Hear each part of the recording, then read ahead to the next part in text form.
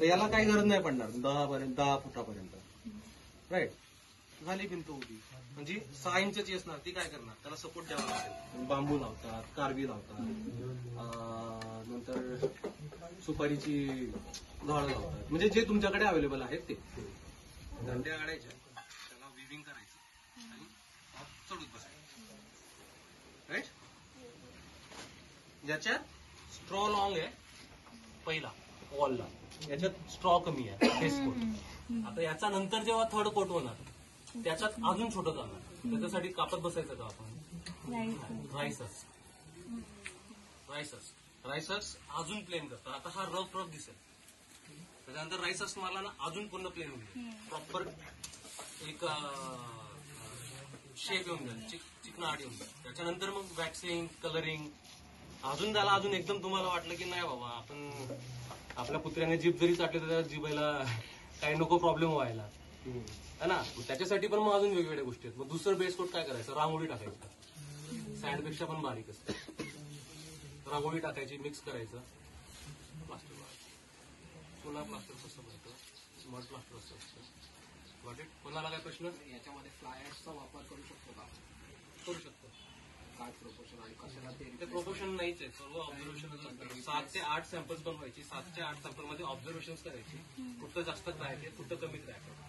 जे perfect sample भेटलं ते तुमच्या एरियाला, म्हणजे तुमच्या एरियाला सूट होणारी. याला कॉम्पॅक्ट नाही करावं लागत, कॉम्प्रेस नाही होणार वजनाने होता आपोआप. तर एकच फीट हो. आता ही जर आपण बांधणार ना भिंत एकच फीट राहणार, मग ती सुकणार. त्याच्यानंतर मग परत अजून दुसऱ्या दिवशी किंवा जेव्हा वरचं घराचं वजन आहे तेव्हा ते सेटलमेंट नाही होणार. काय करायचं दादा, 3-4 मध्ये आरामात. ते तुमचा प्रश्न आहे मागे पण मग अजून वेगळं सायन्स आहे. खाली कॉब हाऊस असणार, वरती ऍडोबी ब्रिकचा. आता ऍडोबी ब्रिकचे पण प्रकार. एक मिनिट, प्रश्न होता की ही भिंत आहे, ही भिंत झाली त्याच्यावर घर बांधायचं असेल तर मग काय करणार. आता तुम्ही कॉब कंटिन्यू घेऊन जाणार का, नाही. खालची भिंतचा बेस कॉबचा, त्याच्यानंतर मग त्याच्यावर ऍडोबी ब्रिक येणार. ऍडोबी ब्रिक 3-4 प्रकारचे असतात. एक पूर्ण याची पण आता ऍडोबी ब्रिक म्हणून दाखवतो तुम्हाला.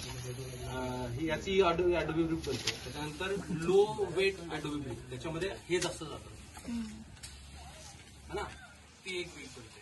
असं करत मग एंड पर्यंत मग हलकं जावं लागतं, तेव्हा ते सस्टेन असते. तर मग डायरेक्ट याच्यावरती अजून लोड देत गेलो आणि कुठेतरी दाबला, हा प्रॉब्लेम. ग्राउंड वॉटरला आपण हे केलं ना फाउंडेशन, ड्राय फाउंडेशन